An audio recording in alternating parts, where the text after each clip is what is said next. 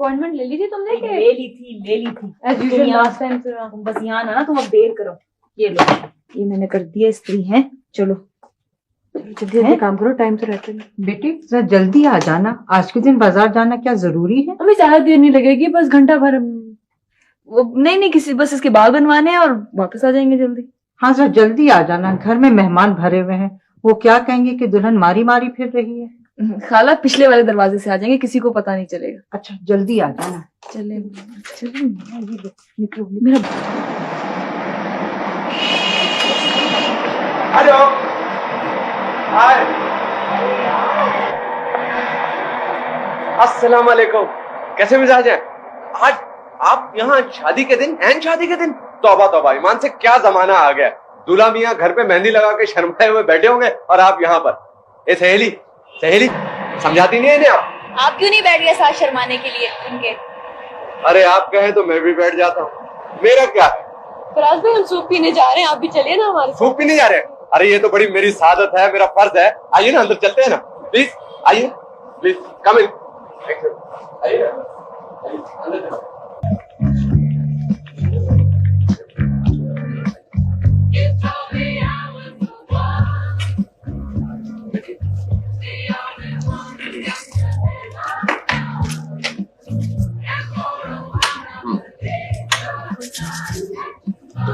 कौन सा सूप है? सूप पहले चिकन कॉर्न सूप पिएंगे। चिकन कॉर्न सूप ले। फिर उसके बाद हम लेंगे मैं लूंगी चिकन टिक्का और तुम pepper steak, pepper tandoori chicken चल रहा है एक लाख। एक चपली कबाब, फ्राइड प्रॉन्स। उसके बाद आप कर लें डेनिश पेस्ट्री मेरे लिए। और हाँ एक पिज्जा पर सेक्शन दे दीजिए। और उसके बाद आइसक्रीम ले आइएगा, fruit salad with fresh cream और एक एप्पल पाई पर सेक्शन ये ला दीजिए। ठीक है? ठीक है ना? आप क्या लेंगे? मैं मेरे लिए गिलास पानी ले आइए। हमारे लिए मुबारक हो, मुबारक हो। वो शाख ही न रही जिस पे आशियाना था। हमको दुआएं दो, तुम्हें कातिल बना दिया। ये मामला क्या है? पूछो तो सही, आखिर क्या कह रहे हैं आप? अभी ये शख्स तो पहले ही मेरी समझ से बाला तर था और आज तो बिल्कुल ही गैर मुल्की जमान के लतीफे लग रहे हैं मौसूफ। सिराज साहब, आखिर आप साफ साफ बात क्यों नहीं करते हैं? पहेलियां क्यों बुझवा रहे हैं आप? साफ और मुख्तसरन ये कि जिस शीश महल पे बड़ा गुरूर था हुजूर को, वो कदमों में आ गया कहाँ होकर। अब बोलिए। मगर ये कैसे हो सकता है? क्या कह रहे हैं आप? मैं ठीक कह रहा हूँ। अब तो उस मरहूम मकान की फातिहा पढ़ ले आप और फातिहा का खाना मंगवाएं। बैठ जाओ, सबके सब खाना आ रही है। भाई मेरे, कभी जिंदगी में अच्छी बात की है? नहीं तो अब कर लो, बड़ा फाका होगा। ये मजाक नहीं है।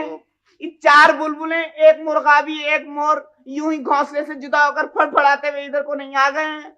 अरे हम तो तबाह हो गए, बर्बाद हो गए, अरे लुट गए, हमारा कुछ नहीं रहा। रो मेरे नौने हालो, रो। हैं? इतने बड़े गवैये की औलाद हो के बेसुरे रोते हो? अबे सुर में रो, इसी का अज़ाब आया हम पे, पिच उठाओ। आप अभी लग रहा है मकान को कुछ हो गया, वरना ये शख्स इतनी देर इतनी अच्छी अदाकारी नहीं कर सकता। मगर ये कैसे हो सकता है? इतना मजबूत मकान कैसे गिर सकता है?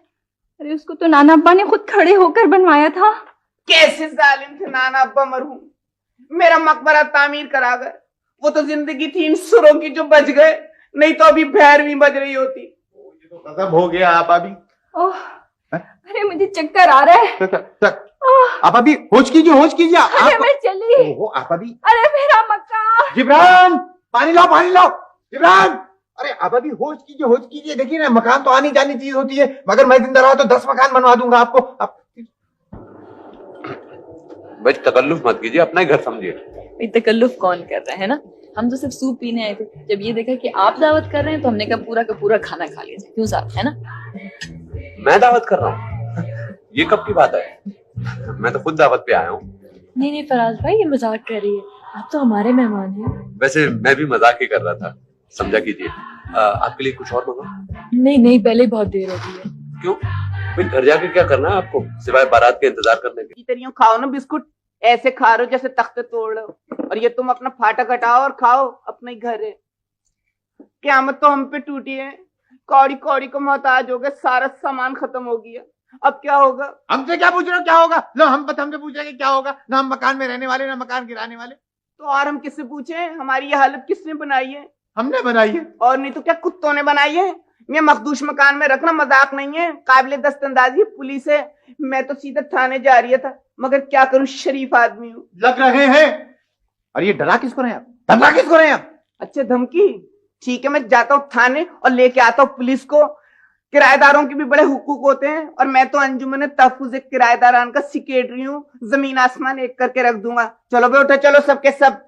और भाई ये एक बात याद रखना, अगर शाम तक थाने में ना बैठे हुए तो मेरा नाम सिराज की बजाय चमगादड़ रख देना। बड़े देखिए, बात सुनिए। आप इस बारिश में कहाँ जाएंगे? तो मैं कौन से जाने के लिए आया था? मैंने तो सोचा था यूं मिल मिला के कुछ हम लोग यहीं गुजारा कर लेंगे। क्या?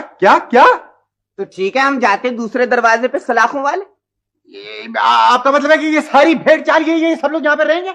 नहीं, आप जाइए, ऐसे जा सकते हैं आप लोग, मैं रह लूंगा थाने के अंदर।